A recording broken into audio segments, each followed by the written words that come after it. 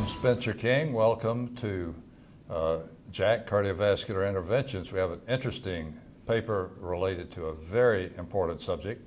As you all know, the radial approach is being increasingly used around the world, in the US, not as much as in Europe.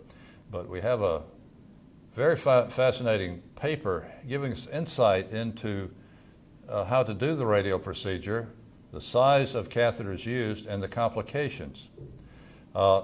From the Leipzig Prospective Vascular Ultrasound Registry, we have visiting with us today Dr. Madeleine Uleman. And Dr. Uleman is one of the authors of the paper coming in JACC Interventions. Welcome, Dr. Uleman. I want to ask you about your experience, which is a large registry of patients undergoing radial access and prospectively entering patients with two sizes of sheath to see if you could decrease the complication rates. So why don't you give us a brief overview of what you found when you did this investigation? Well, actually, the rate of radial artery occlusions and exercise complication was higher than expected and reported previously, following or monitored by routine vascular ultrasound examination after each transradial procedure. Now, you had 5 French and 6 French Yes. Devices, and you had a lower complication with a smaller sheath size. With that, was there a selection of the smaller and larger sheath size? This was not randomized between the sizes, is that correct? No, right, that's correct. It was a prospective registry, but it was not randomized. So it was up to the interventional cardiologist to use a 5 French sheath or a 6 French sheath size. And in patients with a high likelihood for coronary artery disease or planned PCI, we, in the absence of large randomized trials, we liberally used 6 French sheaths. Yeah. In particular, in patients presenting with acute coronary syndromes with a higher likelihood of performing the PCI, we used 6 French sheaths. In any other patients, the procedure was performed using 5 French sheaths. So the most surprising thing, I think, to many of us reading this paper was the percentage of occlusions of the artery. Tell us what you found. Well, in patients using 6 French sheaths, the overall excess site complication rate was 33% compared to nearly 14% in patients using 5 French sheaths.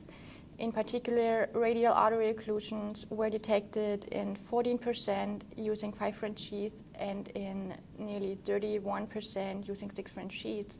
So it's a difference that is statistically significant, and with more complication rate using larger sheath size. Now, most of my colleagues who do this are going to be very surprised that the occlusion rate is that high. What's the explanation for why you found such a high occlusion rate? Well, in the literature, the rate of radial artery occlusions is surprisingly different, ranging from 5 to 38%.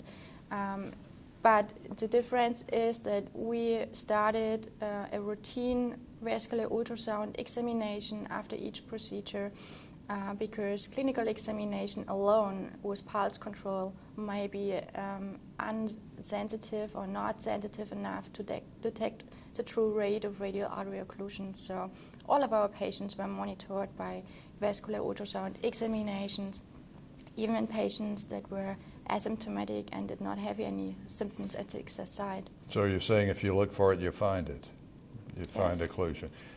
Now, what about symptoms?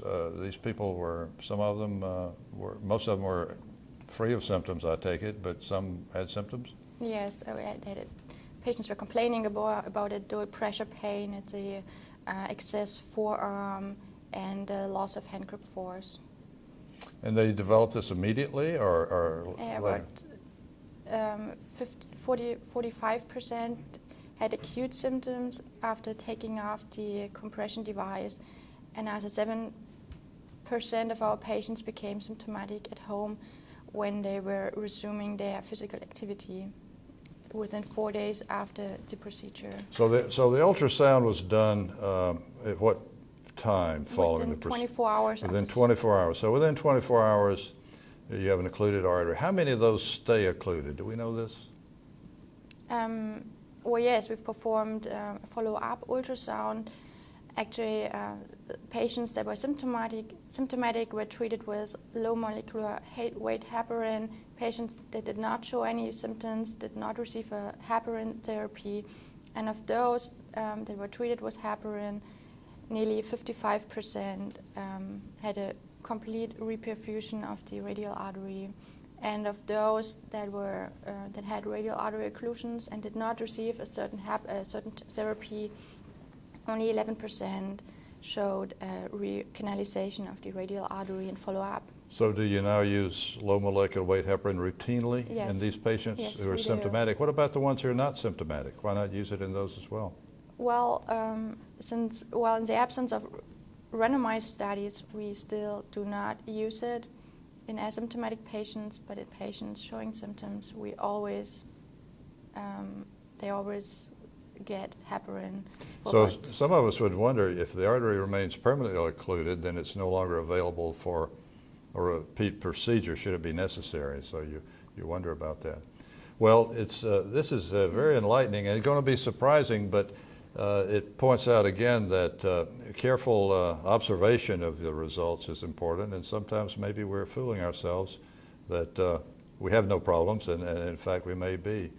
The radial approach has certainly transformed the patient's attitude toward catheterization. I know that many of our patients are very anxious to have it done from radial approach.